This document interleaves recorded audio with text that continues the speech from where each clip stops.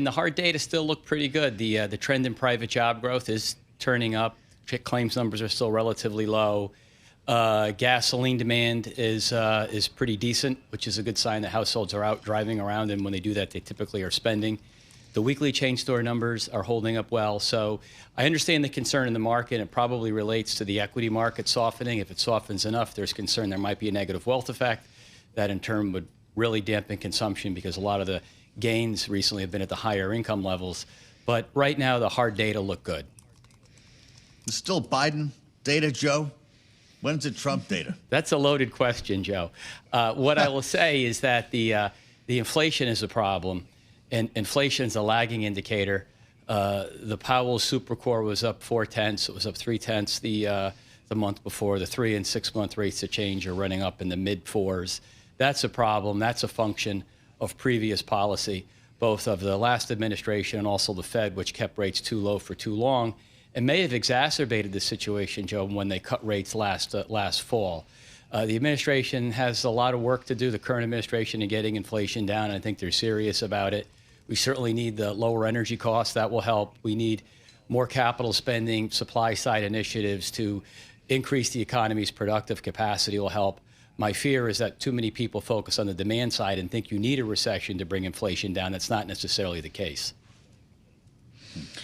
Well, sure, if we consider the supply side dynamics as well, which is what you're speaking to about the ramping up of our own capacity. I just wonder about sequencing here, Joe. Obviously, we've talked a lot about tariffs hitting first before, say, expanded tax cuts hit. There's also the question as to whether or not, yes, tariffs are incentivizing more being made in the U.S., but it takes time to build those factories, to hire those workers. And so how do you see things playing out sequentially here? Can all of that kick in time to avoid the worst case scenario? It will depend in large part on the extension of the 2017 Tax Cuts and Jobs Act and the other programs that the president wants to put forward in that. For example, lowering the corporate rate from 21% to 15%, and then having your 100% expensing on CapEx back to January 1. So the sooner we get clarity on the tax bill, the better.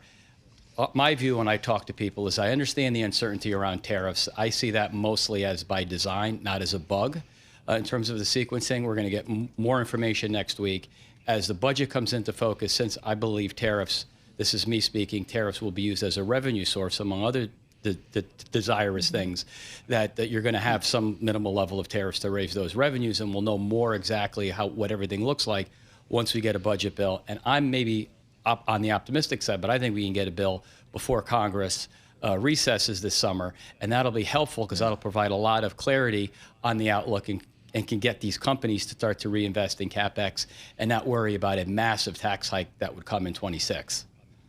Well, you just said something really important, Joe Lavorgna. Tariffs as revenue generators. That would mean that we'd have to have some tariffs in place for long enough to generate revenue, and there's a lot of sort of cross-current here in Washington. A lot of people believe that the president will have meetings over the weekend, find concessions with some countries, talk about exceptions and carve-outs on Liberation Day next week. At some point, there'll need to be something across the board that sticks to generate revenue. Right. Which of these tariffs do you think that might be?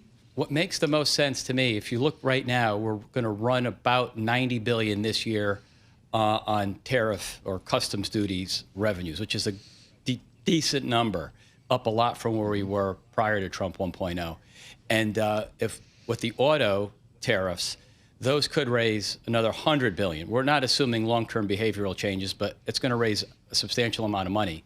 If you start to carve out all these different things, then you have less, you're not going to raise the money, which in my opinion would make it harder to do the other factors that are very important, keeping marginal rates low on both capital and labor, and then of course extending no tax on tips or making no tax on tips, Social Security benefits, overtime, et cetera. It's going to be much harder to do that if you don't have a revenue source coming through tariffs, especially if you have a lot of Freedom Caucus, fiscally conservative members. Even though it won't be scored in a budget, you'll need them on board with passing this legislation. And also, of course, the SALT tax. People in here in Connecticut, California, et cetera, want that deduction to come back. So there are a lot of things in this bill, and I don't see how you're going to get everybody on board unless you don't have a tariff. But also, last point I want to make on this is if you want to re-onshore and reindustrialize, tariff is central to that because it's going to incentivize capital to come back into the U.S. Without a tariff, that incentive is not going to be anywhere near as strong.